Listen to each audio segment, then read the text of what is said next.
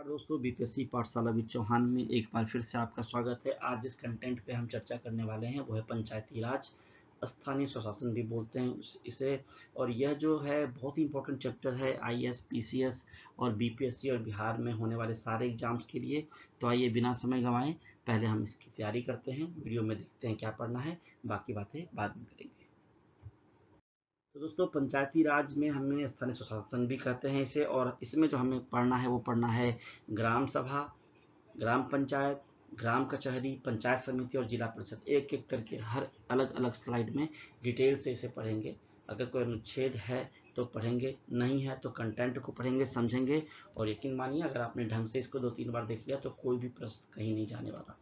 तो सबसे पहले समझते हैं पंचायती राज या स्थानीय स्वशासन होता क्या है। 24 अप्रैल को राष्ट्रीय पंचायती राज दिवस मनाया जाता है, इसको बिल्कुल रट लीजिए। 73वां संविधान संशोधन हुआ था, जिसके तहत 1992 द्वारा इसे संवैधानिक दर्जा प्राप्त हुआ था। बलवंत राय मेहता समिति की सिफारिश पर ग्राम पंचायत, पंचायत समिति और जिला परिषद का गठन किया गया। बलवंत राय मेहता समिति की सिफारिश पर, ये बिल्कुल रट लीजिए, ये इन्होंने ही त्रिस्तरीय संरचना का सुझाव दिया था। पंचायतों का कार्यकाल 5 वर्ष का होता है और राज्य निर्वाचन आयोग द्वारा इसका चुनाव किया जाता है। ये प्रश्न पूछा जाता है कि पंचायतों का चुनाव किसके द्वारा किया जाता है? राज्य निर्वाचन आयोग द्वारा। महिलाओं के लिए न्यूनतम 1/3 स्थान आरक्षित है पंचायतों में, तथा एससी और एसटी को जनसंख्या के अनुपात में आरक्षण मिलता है।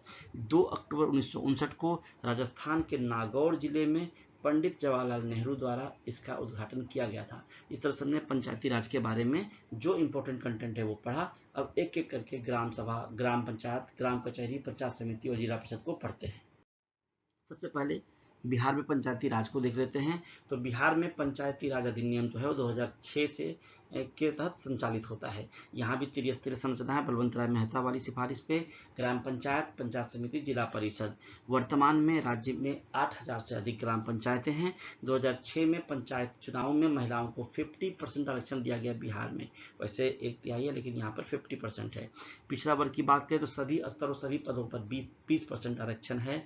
एससी, एसटी और ओबीसी, ये जो हैं साथ में अत्यंत पिछड़ा वर्ग जो है ईबीसी, इन सबको मिलाकर भी विशेष आरक्षण है, जो कि 50% से अधिक नहीं होना चाहिए, जो कि सुप्रीम कोर्ट के वर्डिक्ट के तहत है। और पंचायती राज के निर्वाचित पद धारकों को बिहार में लोक सेवक का दर्जा प्राप्त है।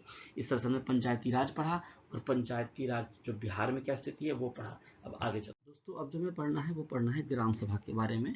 तो पंचायती राज के अंदर जो सबसे बड़ी सभा है, जिसमें गांव की वोटर लिस्ट में शामिल सभी वयस्क नागरिक शामिल होते हैं, सभी इसके सदस्य होते हैं, उसे ग्राम सभा कहते हैं। ग्राम सभा की बैठक वर्ष में कम से कम 2 बार होना अनिवार्य है और 2 बैठकों के बीच का अंतराल 3 महीने से अधिक नहीं होना चाहिए। ग्राम सभा को गांव का मालिक माना जाता है, जबकि ग्राम पंचायत इसके द्वारा लिए गए निर्णयों को लागू करने वाली कार्यकारी संस्था है। ग्राम पंचायत के बारे में हम अलग से पढ़ेंगे। ग्राम सभा के निर्णयों को केवल ग्राम सभा ही बदल सकती है और कोई नहीं। बैठकों का आयोजन मुखिया करता है और ग्राम सभा का कोरम या गणपूर्ति जो है वो 1/20 होता है। अध्यक्ष कौन है इसका? मुखिया। उपाध्यक्ष है उप मुखिया। कार्य क्या है? तो ग्राम पंचायत की सूची, बजट एवं विकास को ये मंजूरी देता है। अब आगे चलते हैं। आगे है ग्राम पंचायत। तो भारत में ग्रामीण स्तर पर स्थानीय स्वशासन की सबसे बुनियादी और महत्वपूर्ण कार्यकारी संस्था अगर कोई है तो वो है ग्राम पंचायत। पंचायती राज व्यवस्था का सबसे निचला स्तर है ग्राम पंचायत, जो पंचायत समिति और जिला परिषद के साथ मिलकर काम करती है। अब देखते हैं संशोधन कौन सा था। 73वें संवैधानिक संशोधन 1993 के तहत स्थापित यह ग्राम सभा, जो मतदाताओं द्वारा निर्वाचित मुखिया और वार्ड सदस्यों 5 वर्ष का जो कार्यकाल होता है से मिलकर बनता है। ग्राम पंचायत जो है वो ग्राम सभा और मुखिया साथ में वार्ड सदस्यों से मिलकर बनता है। ग्राम पंचायत का गठन 7000 की आबादी, बिहार है उदाहरण उसका, और अन्य राज्यों में भिन्न हो सकती है, तो 7000 की आबादी या 500 की आबादी पर एक वार्ड के आधार पर होता है, जहां मुखिया और वार्ड सदस्य सीधे जनता द्वारा चुने जाते हैं। इसको ऐसे पढ़िए कि ग्राम पंचायत का गठन 7000 की आबादी पे होता है और एक वार्ड का गठन 500 की आबादी पे होता है, जहां मुखिया और वार्ड सदस्य सीधे जनता द्वारा चुने जाते हैं। मुखिया प्रत्यक्ष मतदान से चुना जाता है और उप मुखिया वार्ड सदस्यों द्वारा अप्रत्यक्ष मतदान से चुना जाता है। वार्ड सदस्य भी प्रत्यक्ष मतदान से चुना जाता है। कैसे? प्रति 500 जनसंख्या पर एक।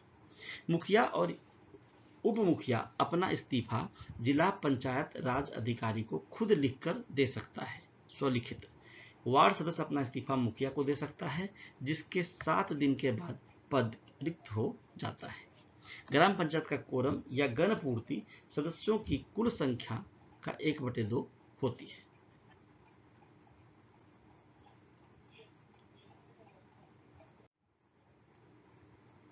अब ग्राम कचहरी के बारे में बात करते हैं। ग्राम कचहरी पंचायती राज की सबसे निचली न्यायिक संस्था है। ग्रामीण स्तर पर छोटे मोटे दीवानी और फौजदारी मामलों का सस्ता और त्वरित निपटारा कहाँ होता है? ग्राम कचहरी में होता है। मामलों की सुनवाई प्रत्येक मंगलवार और शुक्रवार को होती है। अध्यक्ष सरपंच होते हैं, जो कि प्रत्यक्ष मतदान द्वारा चुने जाते हैं। प्रत्येक 500 की आबादी पर एक पंच होता है। पंच अपना इस्तीफा सरपंच को देगा। जैसे वार्ड होता है 500 की आबादी पे, वैसे ही पंच होता है। पंच और सरपंच अपने में से एक उप सरपंच को चुनता है और ये अप्रत्यक्ष मतदान से चुना जाता है। प्रत्येक ग्राम कचहरी के लिए एक सचिव और एक न्याय मित्र भी होता है। आगे चलते हैं। अब हम देखते हैं पंचायत समिति। तो पंचायत और जिला परिषद के बीच की अगर कोई कड़ी है तो वो है पंचायत समिति। प्रत्येक 5000 जनसंख्या पर एक पंचायत समिति का सदस्य होता है, जिसको प्रत्यक्ष निर्वाचन द्वारा, प्रत्यक्ष मतदान द्वारा निर्वाचित किया जाता है। पंचायत समिति का मुख्य कार्यकारी अधिकारी ब्लॉक विकास पदाधिकारी BDO होता है। इसके सदस्य क्षेत्र के निर्वाचित प्रतिनिधि में सरपंच, विधायक और सांसद ब्लॉक क्षेत्र से होते हैं। पंचायत समिति से सदस्य अपने सदस्यों में से पंचायत समिति के जो सदस्य हैं अपने सदस्यों में से प्रमुख और उप प्रमुख को चुनते हैं और प्रत्यक्ष मतदान से। पंचायत समिति की बैठक की अध्यक्षता प्रमुख करता है और प्रमुख अपना इस्तीफा अनुमंडल दंडाधिकारी को सौंपता है। प्रमुख अपना इस्तीफा अनुमंडल दंडाधिकारी को सौंपता है और उप प्रमुख अपना इस्तीफा प्रमुख को देते हैं। वहीं पंचायत समिति के सदस्य अपना इस्तीफा प्रमुख को देते हैं। अब हम जिला परिषद की बात करते हैं। पंचायती राज व्यवस्था का सर्वोच्च तीसरा स्तर है जिला परिषद, जो जिला स्तर पर स्थानीय स्वशासन और ग्रामीण विकास का कार्य करती है।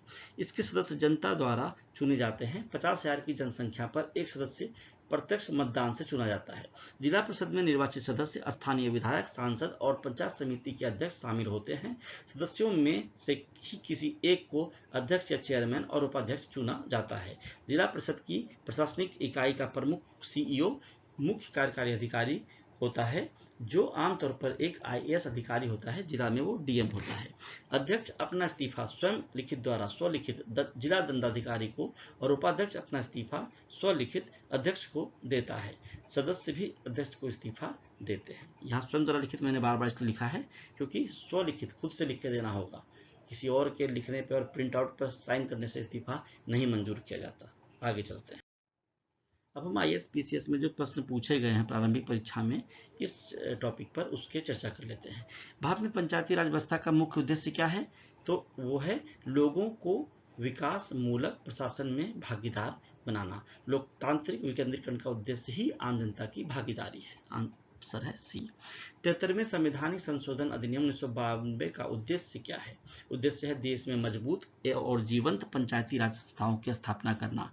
73वां संशोधन ग्रामीण स्थानीय निकायों के लिए, जबकि 74वां शहरी के लिए है। नगर निगम और नगर पालिका जब पढ़ेंगे तो हम 74वां पढ़ेंगे 1994 वाला। ये 1993 वाला 73वां संवैधानिक संशोधन है।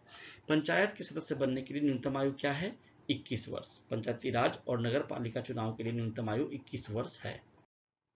संविधान की 11वीं अनुसूची में पंचायतों के लिए कितने कार्यात्मक विषय फंक्शनल आइटम्स शामिल हैं? C है इसका आंसर 29। 73वें संशोधन के तहत 11वीं अनुसूची में 29 विषय हैं, जबकि 12वीं में नगर निकायों के लिए 18 विषय हैं। यहाँ आंसर हो जाएगा C 29। भारत में पहली बार पंचायती राज की स्थापना किस राज्य में की गई थी? राजस्थान में, नागौर जिले में 2 अक्टूबर 1959 को राजस्थान के नागौर जिले में। किस संवैधानिक संशोधन के तहत नगर पालिकाओं को संवैधानिक दर्जा मिला?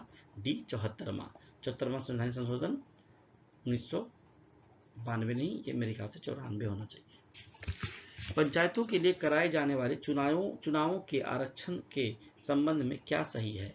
महिलाओं के लिए 1/3 33% सीटें आरक्षित हैं, या SC/ST के लिए जनसंख्या के अनुपात में आरक्षण है, या रिक्त पदों के लिए आरक्षण की व्यवस्था नहीं है? तो इसमें आंसर है क्या सही है? तो आंसर है डी, ए और बी दोनों सही हैं। मतलब अनुच्छेद 243 डी के तहत महिलाओं को न्यूनतम एक तिहाई आरक्षण अनिवार्य है और SC ST के लिए जनसंख्या के अनुपात में आरक्षण है। ये कंटेंट में मैंने पढ़ा रखा है पीछे। अब जो IAS और PCS में मुख्य परीक्षा में प्रश्न पूछे जाते हैं किस तरह के, 73वें और 74वें संविधान संशोधन के बाद पंचायती राज संस्थाओं की प्रभावशीलता का मूल्यांकन कीजिए। स्थानीय निकायों को राजस्व स्वायत्तता में आने वाली गंभीर समस्याओं जैसे भूमि, राजस्व और करों पर नियंत्रण की कमी के बारे में बताइए। राज्य वित्त आयोग जो स्टेट फाइनेंसिंग होता है कमीशन, वो उसकी जो भूमिका है और उसकी सिफारिशों को लागू करने में विफलता होती है, क्यों होती है उसके बारे में बताइए। इस तरह से हम प्री और मेंस के प्रश्नों का जो है वो क्वेश्चन वाइज प्रैक्टिस करेंगे। अभी मेंस के प्रश्नों को आप खुद ही लिखने का कोशिश कीजिएगा। एक बार टॉपिक सारा समाप्त होगा तो मैं जैसा कि हर वीडियो में बताता हूँ आपको मैं कंटेंट दूंगा जिससे आप आराम से मेंस की भी आंसर राइटिंग कर पाओगे। तो इस वीडियो में दोस्तों ये पढ़ना था, यहाँ तक ही पढ़ना था। आगे हम नगर प्रशासन और नगर स्वशासन और साथ में प्रशासनिक व्यवस्था के बारे में विस्तार से पढ़ेंगे। तो आज के लिए इतना ही है। BPSC पाठशाला विद चौहान आपका अपना चैनल है, इसको लाइक कीजिए, सब्सक्राइब कीजिए, दोस्तों से शेयर कीजिए। आगे भी वीडियो आते रहेंगे और एक ही जगह पर, एक ही चैनल पर आपको एक ही स्थान पर प्री और मेंस की पूरी तैयारी कराई जाएगी। आपको कहीं और जाने की जरूरत नहीं है, सारी जानकारी आपको बिल्कुल मुफ्त उपलब्ध कराई जाएगी। आपको बस 10, 15, 20 मिनट निकालना है और वीडियो को अच्छे से देखना है। सारे प्रश्न प्री मेंस के अपने आप हल हो जाएंगे। तो अगले वीडियो में मिलेंगे दोस्तों, तब तक के लिए आपका धन्यवाद। पढ़ते रहिए, मस्त रहिए।